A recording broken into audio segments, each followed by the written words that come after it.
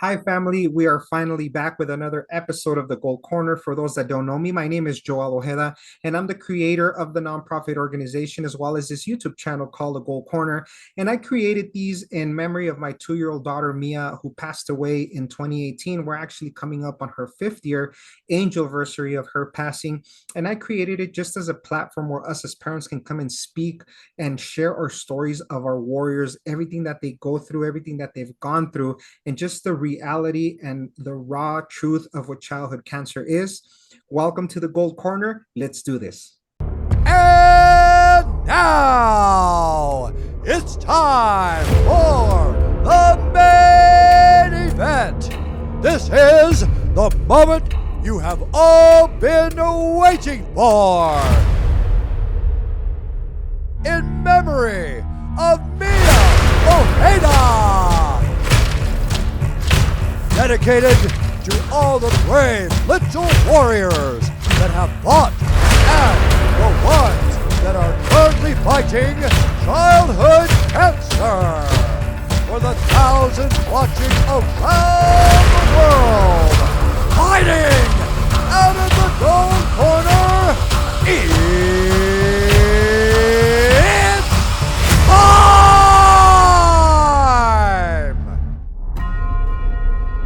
This evening, I am very happy. I am joined. I had the opportunity to be following this next story through social media, and I reached out to Bobbie Baker from Pearland, Texas, and we were talking here and there, and I asked her to come on the show and share her story of Warrior Nova, just the most beautiful little girl you've seen. And I follow her on TikTok, and we have Bobbie with us tonight. Bobbie, thank you so much for agreeing to be here on the Gold Corner. We've had an opportunity to speak outside of this recording and just share our passion for being advocates for childhood cancer. So, Bobbie, once again, thank you very much for joining the Gold Corner tonight, and the floor is yours.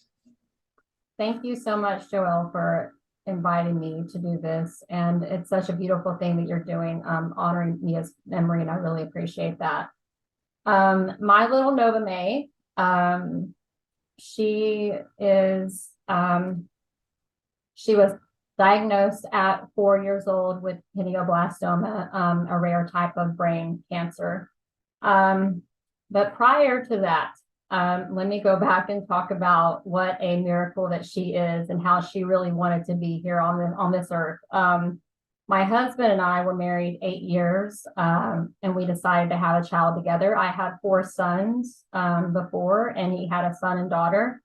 And we decided that we wanted to have a baby. And of course, I was praying for a girl, after 4 sons. I always wanted a daughter, and especially I always had it in my mind that I would see her dance on stage. And I just always had that.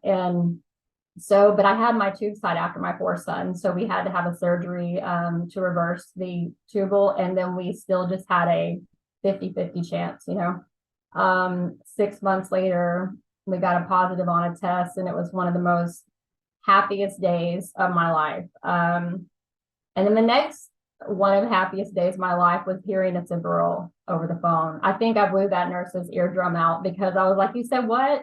You didn't say male, you said female, girl. Oh, it was like the best feeling in the world. And we were on cloud 9. And we had Nova in February of 2015. And I just remember when she came out, her eyes were just like wide open, and she wasn't crying, but she just looked curious to the world and just like wide-eyed and dreamy. And I feel like I missed her my whole life, and that I finally, had her like she was always supposed to be here. And so it has been a real joy watching her grow up. And the pregnancy was a healthy one. The delivery was healthy. And Nova hit all of her milestones on time. She was like a perfect example of princess and grit.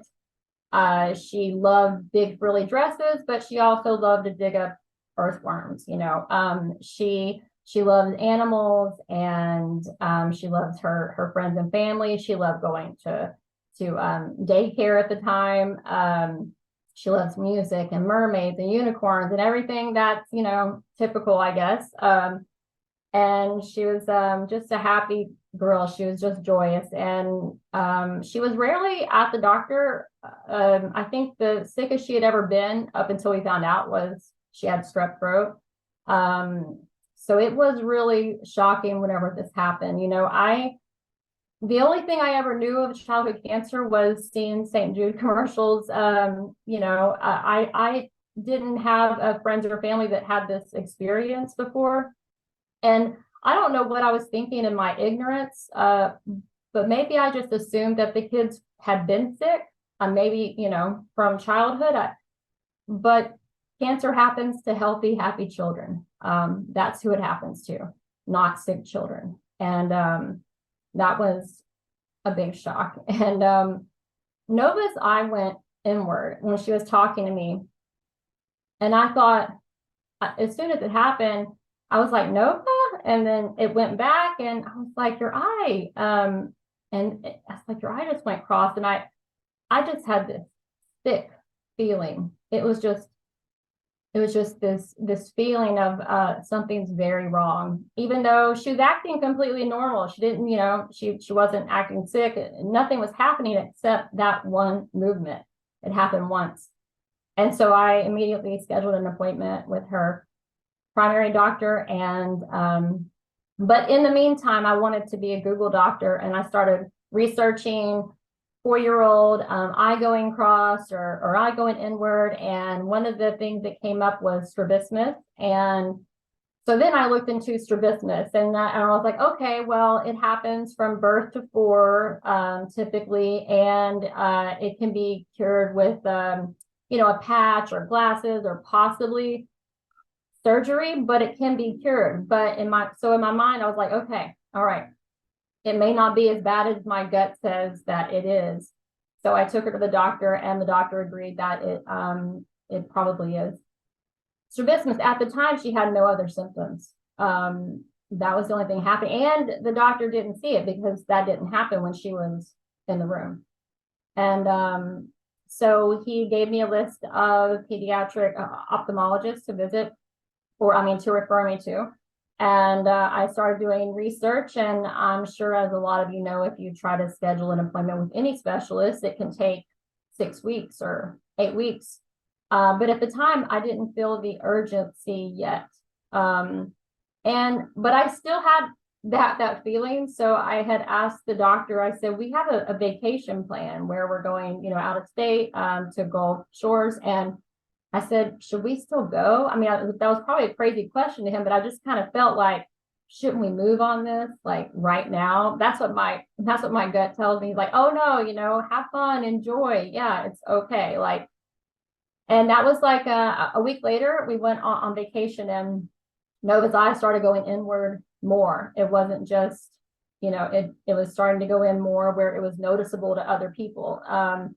And I remember also calling her daycare and asking them, are you seeing Nova's eye go inward? And at the time they said no. I'm just thinking maybe I'm just overreacting. But then she also vomited. And then I thought, well, whenever your child's in daycare, sometimes they pick up like little stomach viruses.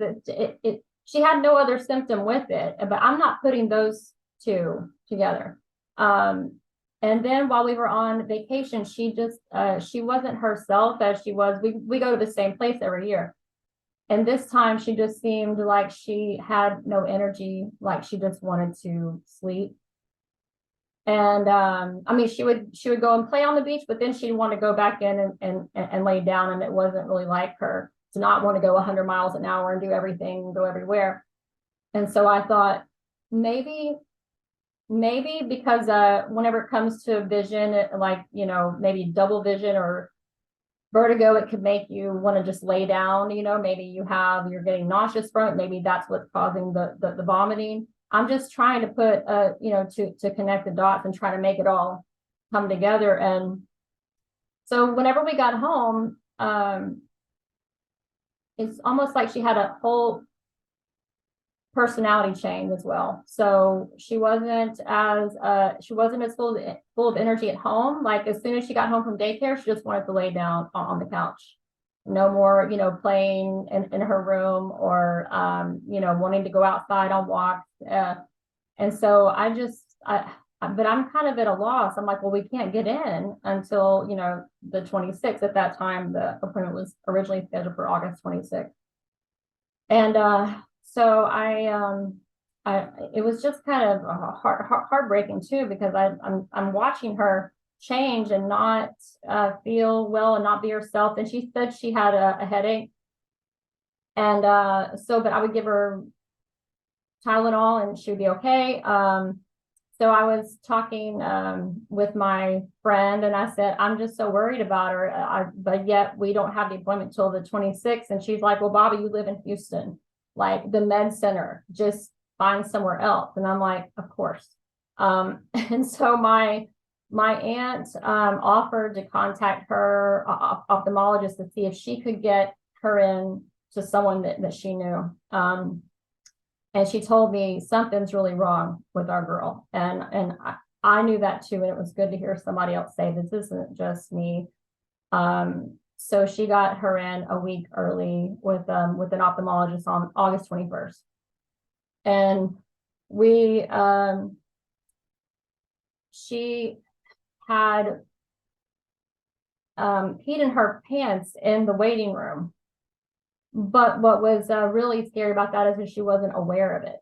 And we were just like, oh my gosh, it was just, let's get her back there. Somebody please call her back and tell us what's wrong, with our girl. My husband went out to the car, grabbed a towel. We didn't even take her to the bathroom. We just wrapped her up and like, let's get her in there. And he dilated her eyes and then he just like, turned on the light and told us that this isn't strabismus and, your daughter doesn't need glasses. There's pressure or her optic nerves are swollen, which can only mean that there's pressure in her brain. And as soon as he said that, it's just, I don't even think I feel like my ears started ringing, like I couldn't breathe. And then I just felt like everything I was feeling before, this is it. Then I'm like, what do you mean pressure in her brain? I'm like, she fell a couple of months ago. Did something, happen there and I missed it? And he said, listen, we need to schedule an MRI as soon as possible. I'm going to try to get you in. This was a Wednesday. Like, I'm going to try to get you in. But if I can't by Friday, then y'all should go to the ER. I just grabbed her up, left Justin and just went to the car. I think I sat there and I just feel like somebody took the wind out of me because I'm in panic mode. And so I'm thinking to myself, I don't want to wait till Friday, So we get home and that was a long ride home because I just felt like jumping out of the car at that point and just like, I just couldn't even, it almost was horrible just to sit for the next 45 minutes on the way home and also try to stay calm because she's awake sitting back there. And it's like, so I called her doctor and he said, I said, listen, we just went to the ophthalmologist. He said that she needs an MRI. And if not, by Friday, then go to the ER. I said, and he's like, well, tell me what's been happening. I told him, well, she has thrown up. She did, just in her pants. That was a new symptom. Her energy wasn't there. And he's like, yeah, but when you were here, her eye was just going inward. I said, yeah, this is, been happening. He said, I just want you to get in the car, go straight to the ER. And so we did. And so it's evening and our little girl is just laying there in the bed and we're just waiting for answers. And they take her back for a CT scan. And I remember, this is probably pretty big to her because they are telling her that they're going to put her through this big donut. And then they gave her this new Rapunzel doll. I will not forget because it seemed to lighten everything, and it brought a smile to her face, and that just made me so happy, that even though we're freaking out, she's like, okay, I just got a new toy, just like any normal kid's excited. And we waited. We stepped back in that little room and waited. And then she had already, fallen asleep on that bed, and the doctor had come in, and he, put this like X-ray thing up, and he said, he's like, do you see this, this white lesion? And then he's like, in these black pools, this is fluid that's building up, and your daughter has hydrocephalus. It's pretty severe right now. We're going to admit her into ICU. And he said this tumor, this mass is blocking her fluids. So the pressure is building up, and we need to do surgery as soon as possible to kind of reroute and possibly put in a shunt. So I know that he used the word lesion, and then he used the word mass. And I'm looking at the picture of this white monster right in the center of my daughter's brain, and I see these black pools, and I'm like, I'm just like taking it. I don't even know. We just stared at each other in shock. We're just in shock. I'm like, you just used the words mass lesion about my little 4-year-old girl laying on that table, and and you're about to admit her in ICU, and you are telling me she's going to have a surgery, to reroute. And then it just seemed like a team of different doctors kept coming in and asking these same questions, and I keep telling the same symptoms over and over. And then we finally get into ICU, and I remember it was freezing, it's just freezing to add on top of everything. And I'm looking at her, and she has all of these, everything's hooked up to her now. She's laying in ICU. Now she looks like sicker, I guess, than I had seen her obviously ever before, whenever you see your child hooked up to all that and know how serious this is. And the nurse, I think it was like the nurse said that had we waited another night, our daughter may not have made it.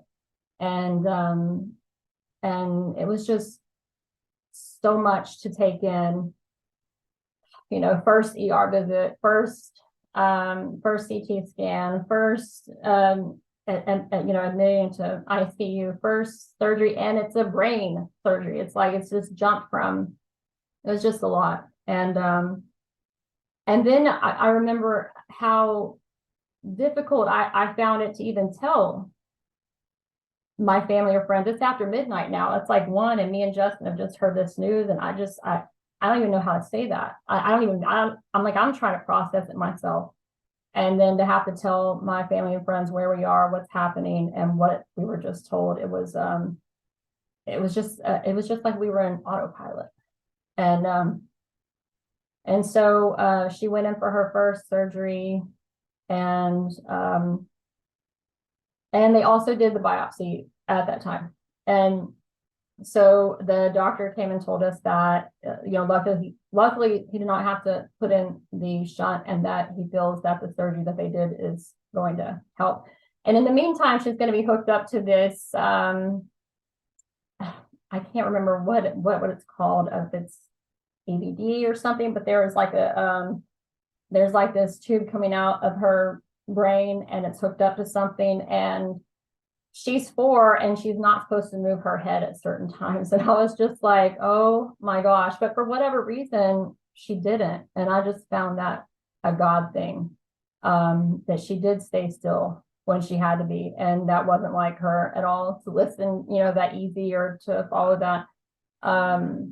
So we're just now waiting to see what this tumor is. And I remember, being a Google doctor again and trying to find out tumor, because they said it was located near the pineal gland. And I'm typing, that. And of course, the only thing that is coming up is pineoblastoma. Also, it can be pronounced pineoblastoma. Pineoblastoma. You can hear doctors say it differently. It's like tomato, tomato. And I read about it, and I was thinking, God, don't let it be that. And because it gave such a low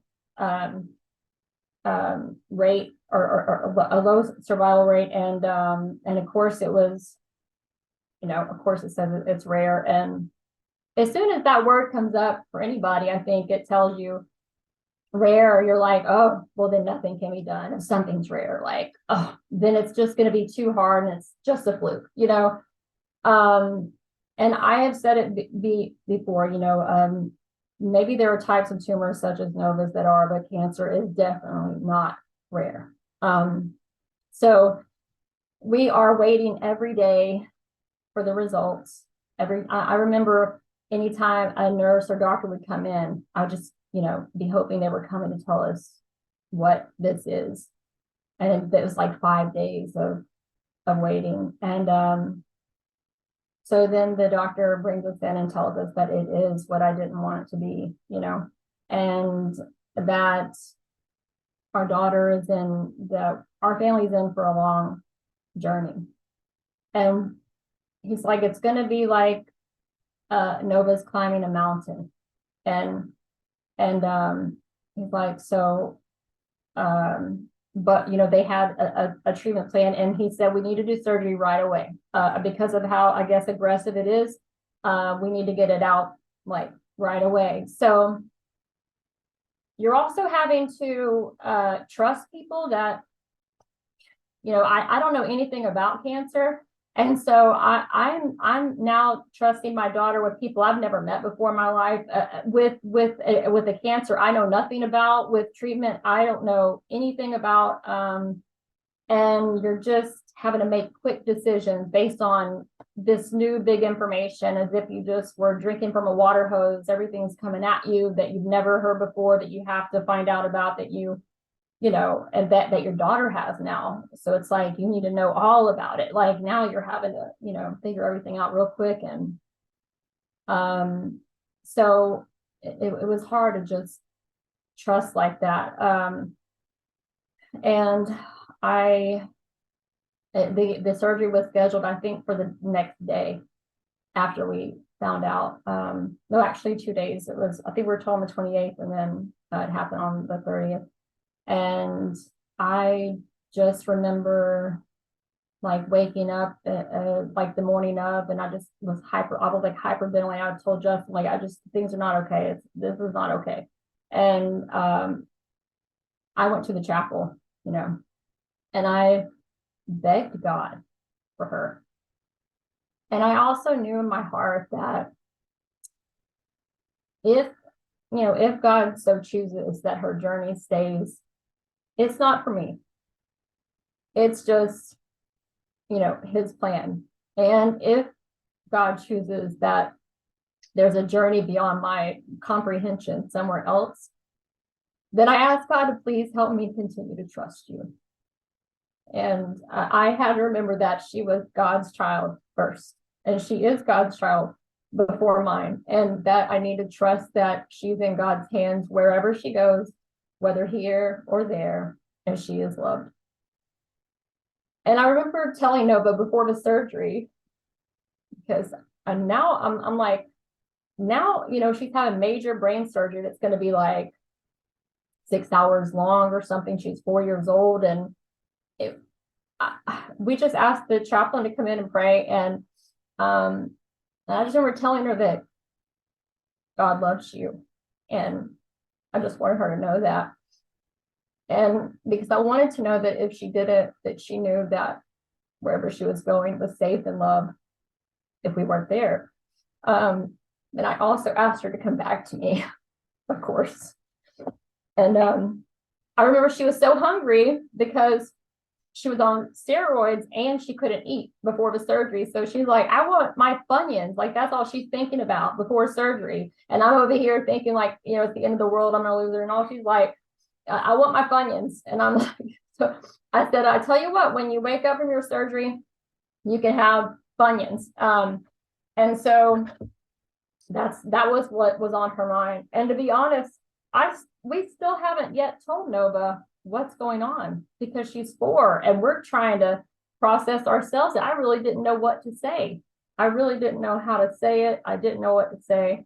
So I told her that she was going to go to sleep and that they were going to take pictures of her brain, you know, and that I said, and when you wake up, you need to wake up, come back to mom and dad, and you need to get your Funyuns. And, you know, we kissed her goodbye. And I think that that was the first time I actually had let go of everything I was holding from the time that I was there. I mean, I think I cried like a baby in my friend's arms. We had been holding it in to not let it go, because we don't want to show her fear, and we didn't want to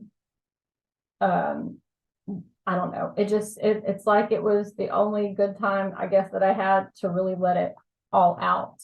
And so that was really hard. And I'm so grateful that we had, at that time, it was pre-COVID. So we had a waiting room full of friends and family that were with us.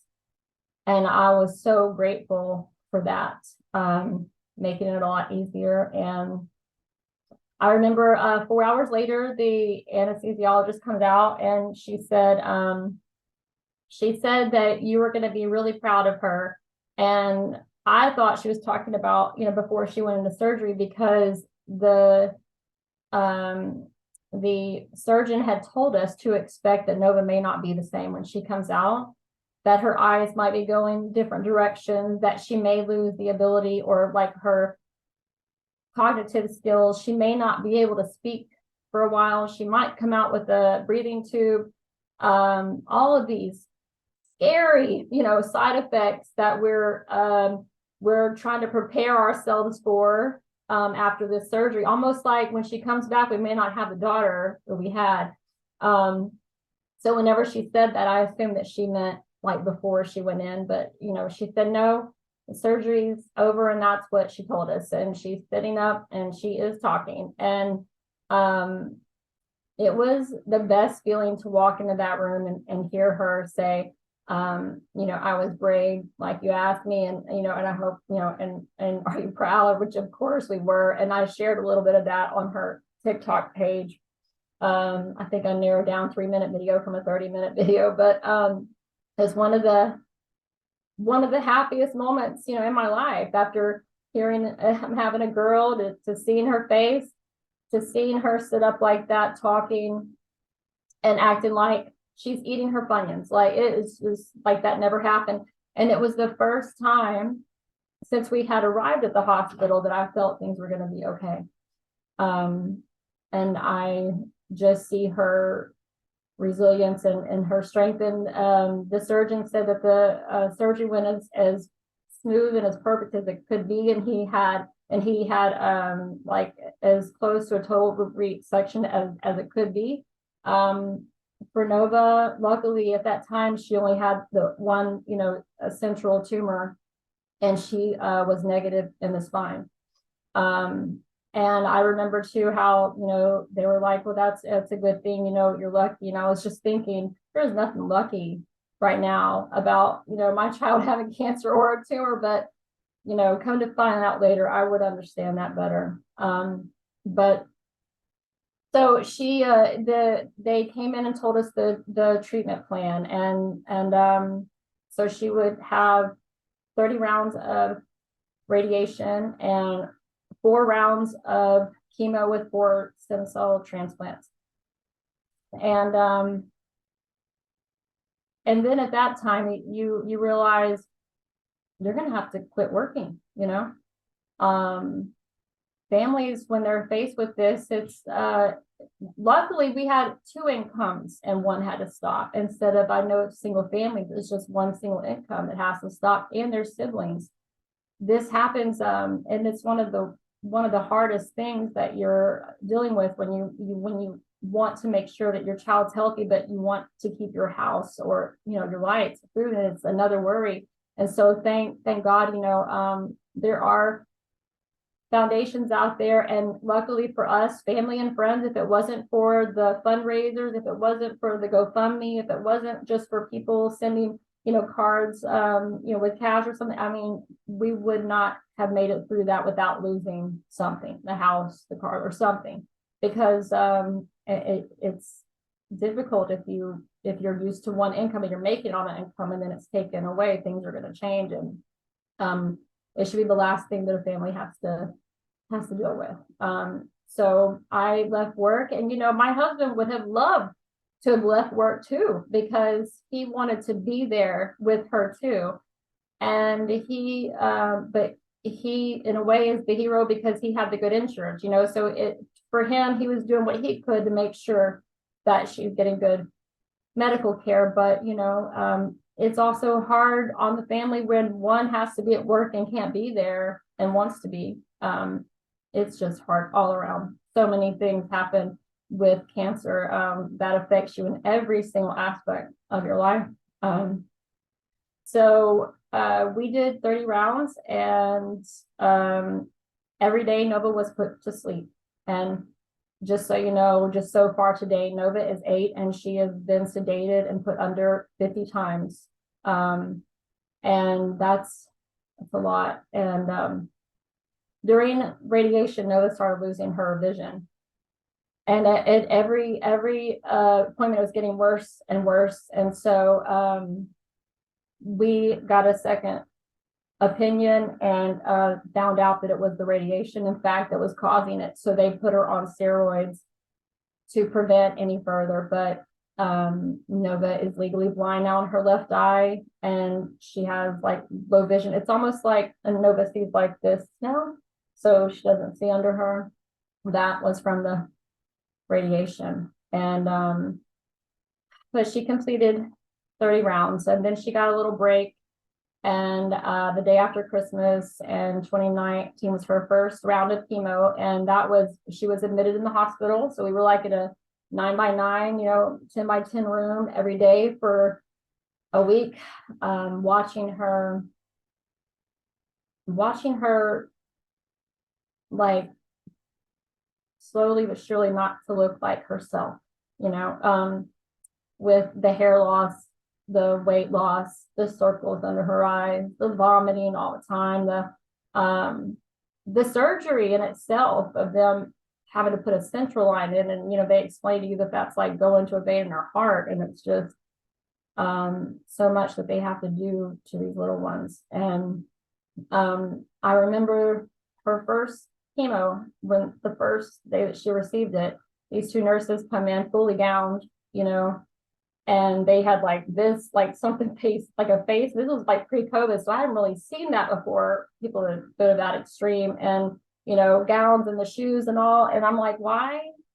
Like, why are y'all dressed like that? Like, what? I don't. And they were explaining how toxic it is, and then if this were a spill or anything, like they'd have to, have a team come in and stuff. I'm like, and you're gonna inject that in my 4-year-old, like in her vein. And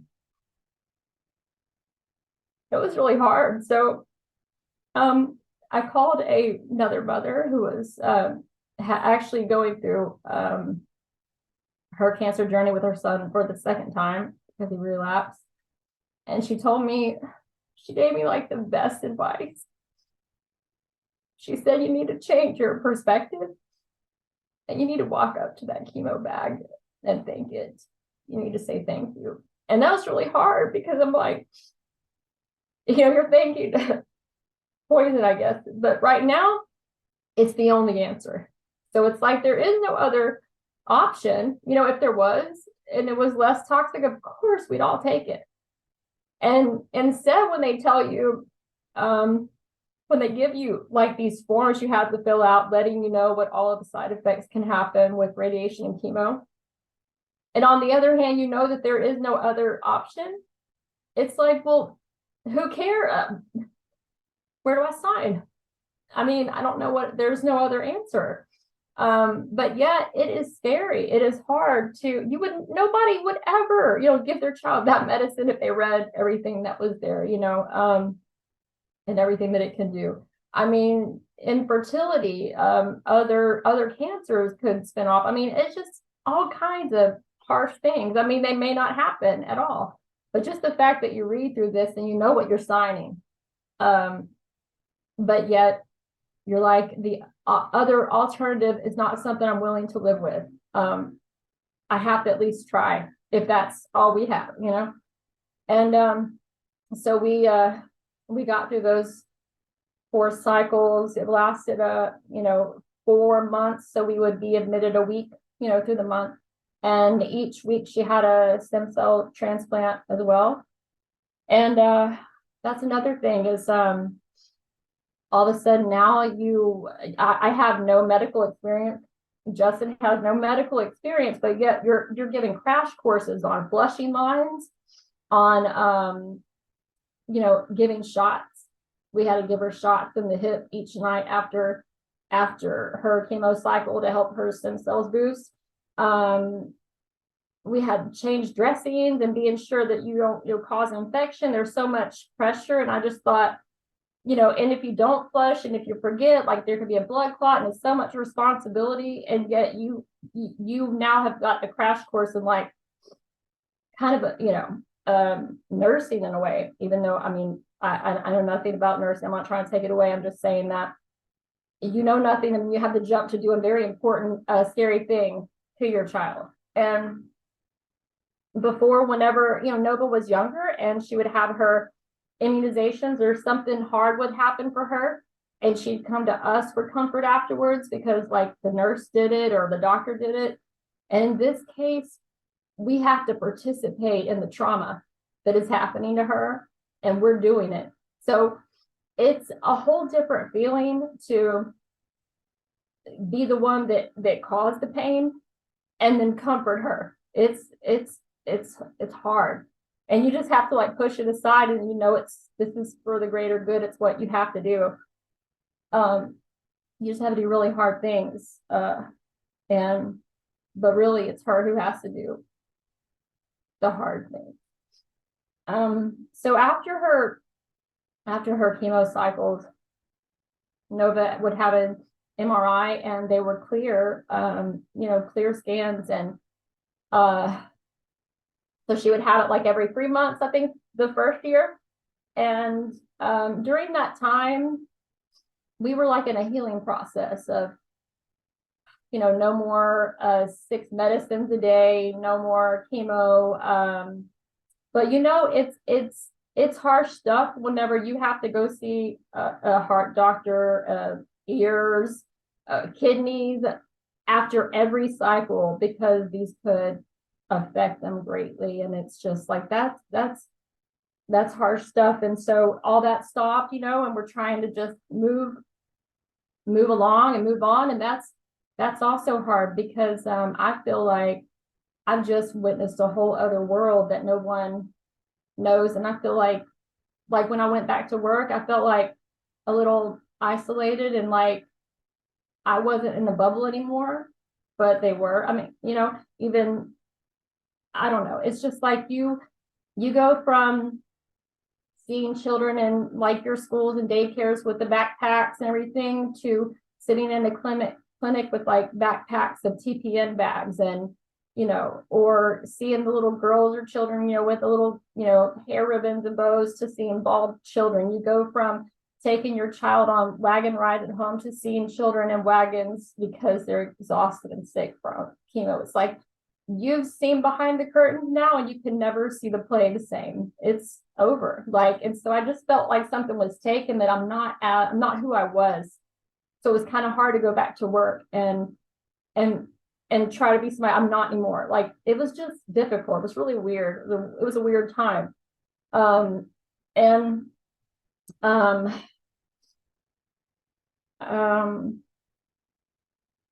During that time, though, even though she was healing, I felt like God didn't bring me here for nothing. So I continued to try to raise funds for the Pediatric Brain Tumor Foundation. We started Nova's Treasures every Christmas, where we would collect toys for the children that are staying in the hospital, for the holidays.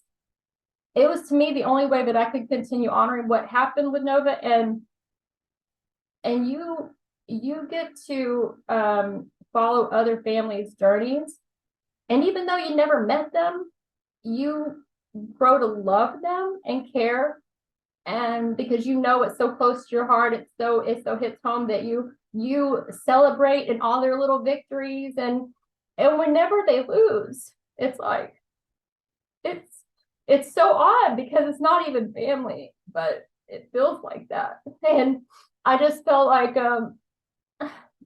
I can't shut the door on that, and I don't know what else to do about that, because me just crying for them is not serving them.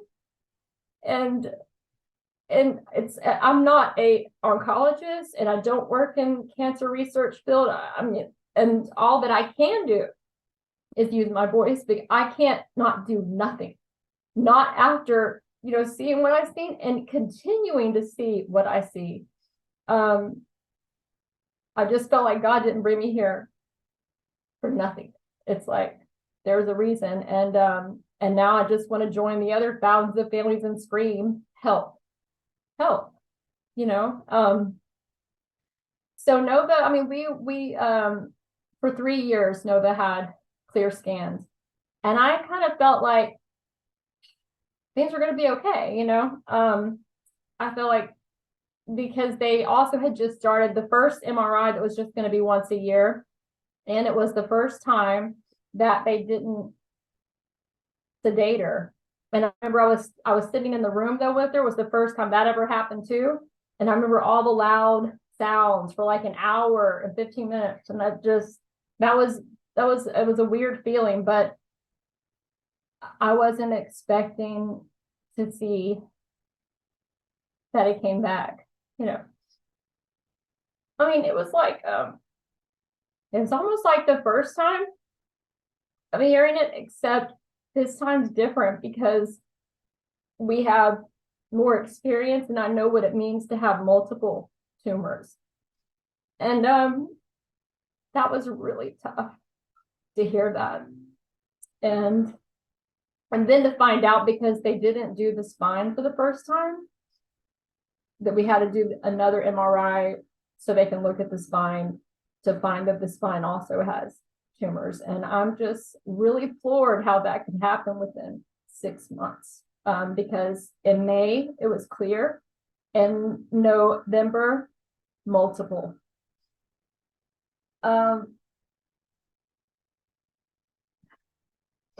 I having to tell her at a different age, a little older. She told us that she was scared of the treatment. And my husband just jumped in. And at that time, we didn't know what was coming at that time. So he said, well, there's no reason to be scared of the treatment because we don't even know what that is yet. It may not be the same. And so we don't even know. And I had to, it's like I had to I had to again set aside fears. And I think I went into my bedroom, cried myself, like had a big pity party, and then I talked to God. And I'm like, is it wrong to ask for two, miracles? Like, is it selfish? Yeah, but I'll do it. And I just ask God to help me be the mom that she needs me to be, to get out of myself. And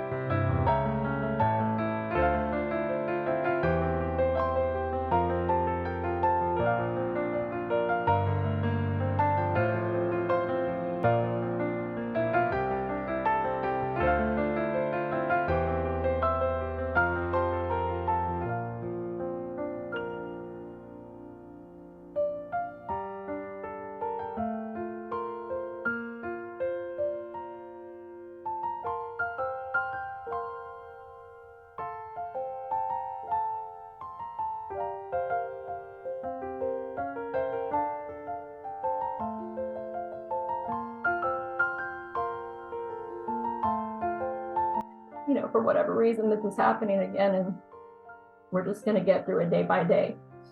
And I told Nova,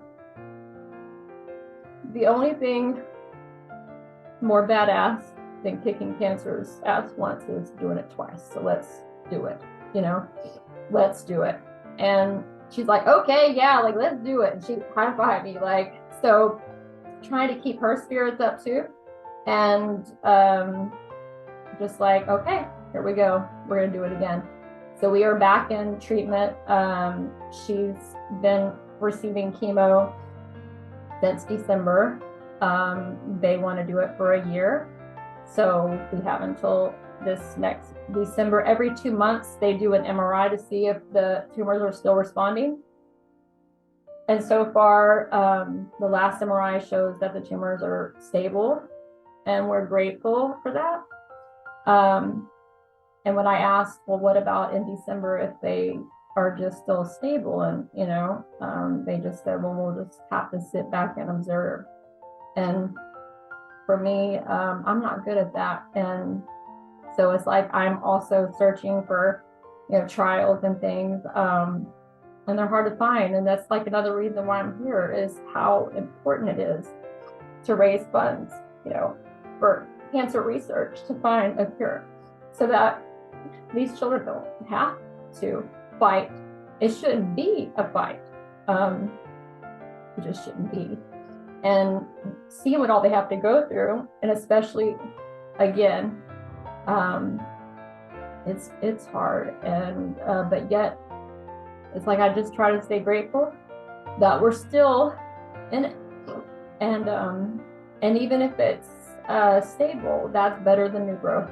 And so I just try to find ways to remain grateful, and just keep doing what we can, what's in our control, which is making sure that she has that she's there for her treatment, and to keep her spirits up in between. And for Nova, the biggest frustration has been that she had to leave school, and that she didn't get a big birthday party. So for her, those are the side effects of the chemo that she doesn't like the most. But I promised her that whenever this is done, that we'll give her the biggest, birthday party, and it's going to be great. So she plans for that. She'll tell me, here and there what she wants. Like, I want the bouncy house, and I want blue and purple cupcakes, and I want them already. So she keeps that goal, I'm so sorry, my nose is running so bad. So I'm really grateful to be able to honor her story, and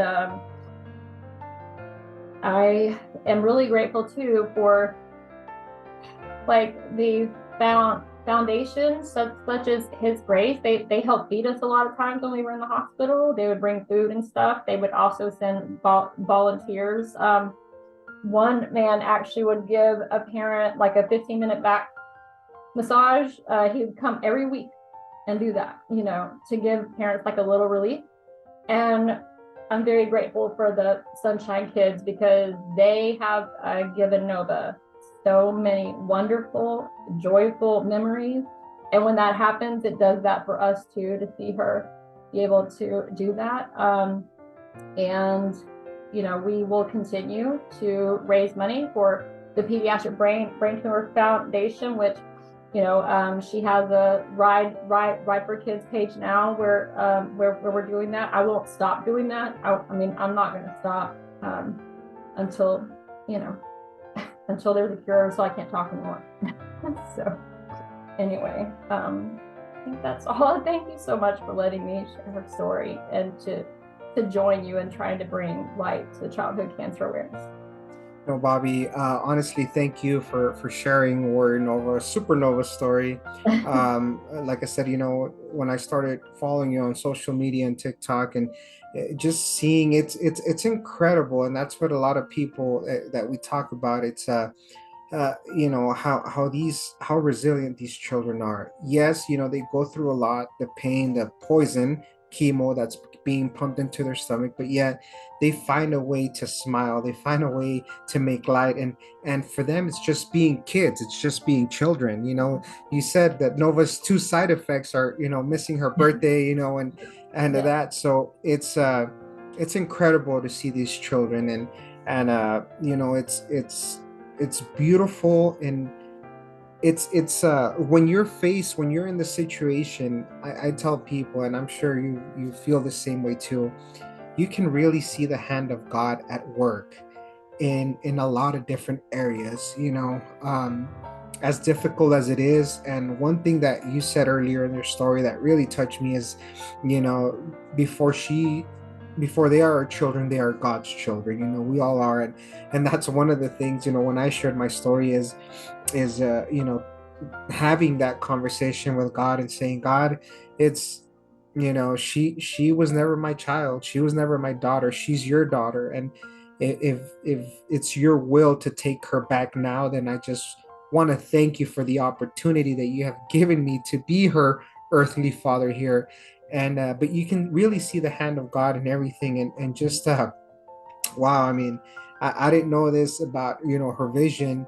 And the videos that I see when she's walking around, when she's getting her gifts, I mean, you wouldn't Yeah. even tell, you couldn't tell. Yeah. So And um I do want to say that the effects from the radiation is not just her vision, but her growth hormone is inactive, so she will not grow at all without growth hormone help or therapy. But she can't have that when she's in chemo. So, and she has microbleeds in her brain because of the radiation. So that's something that they also look for whenever they are looking at the MRI to make sure they haven't multiplied. That can cause stroke. And she has radiation-induced alopecia, so her hair will not ever return. So there's so many long-term permanent effects, and I do get that right now it's it takes a monster to kill a monster and a fire with fire, and I get it, but there's got to be another way. And there's it's just, and it needs to come fast. We're just losing too many children too. we are. And we're losing a lot of children. And that again, it's one thing that irritates me, and it irritates you and every other parent that has gone through this, is the lack of funding that the government gives us to be able to try and find these cures. We talk about the 4%, which is very popular in this world, which is 4 pennies on the dollar that our children are getting.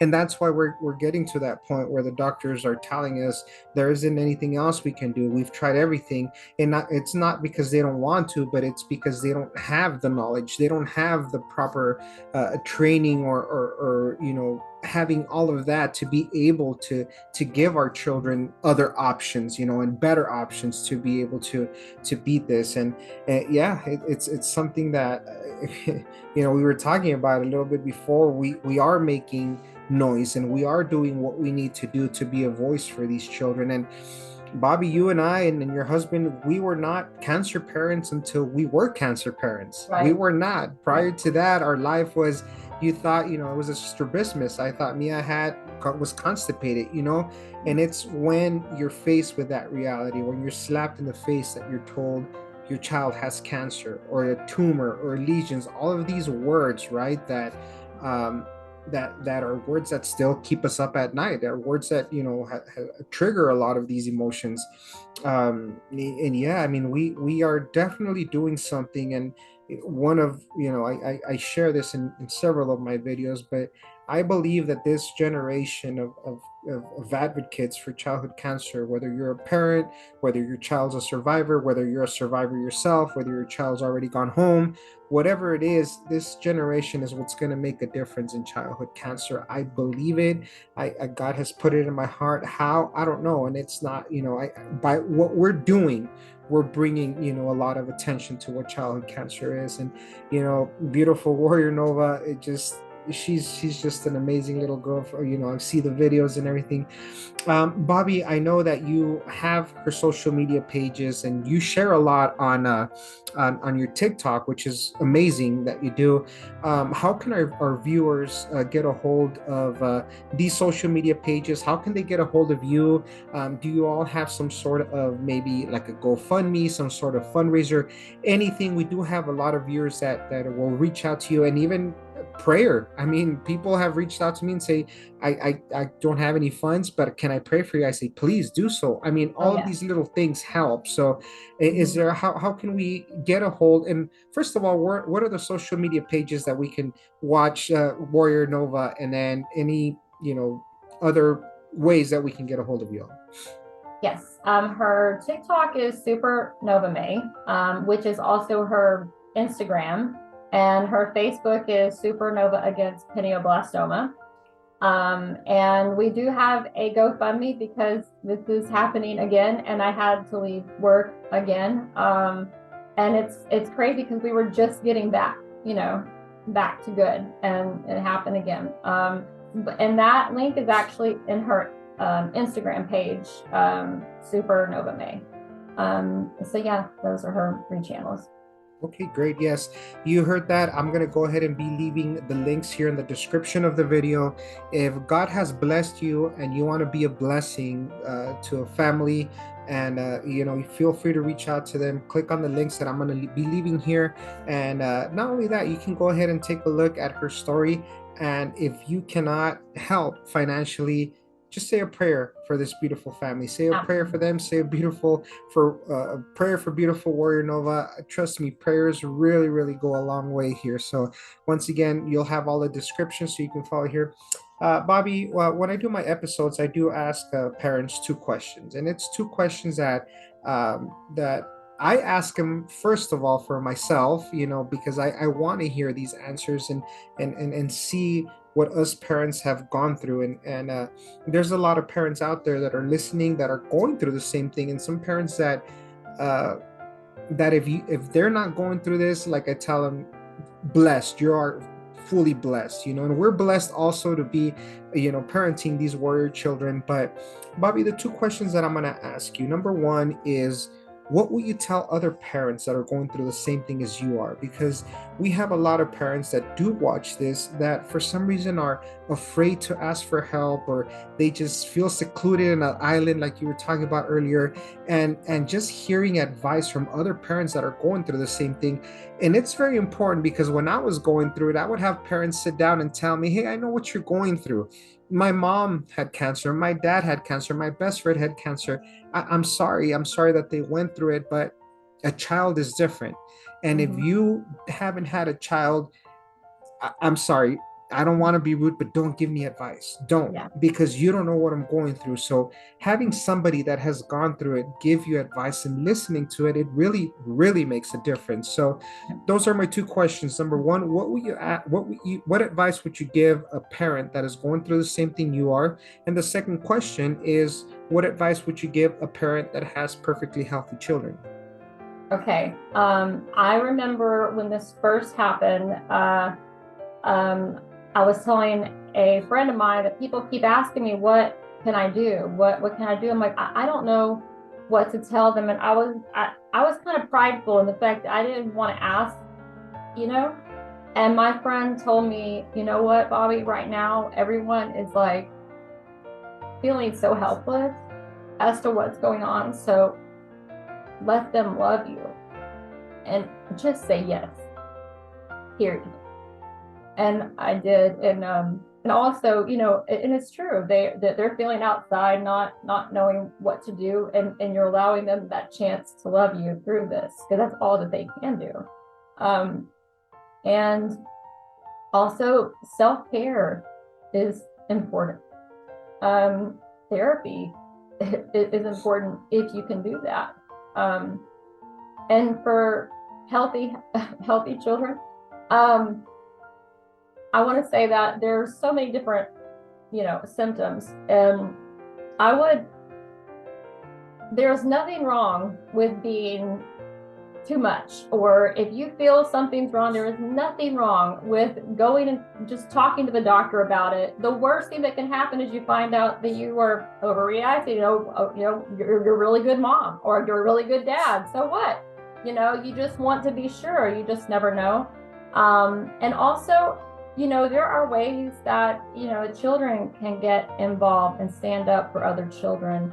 There's a lot of schools out there and places that don't really celebrate gold. Your children can start to do something about that within their schools, and they can make a difference, and you're teaching them that their voice matters.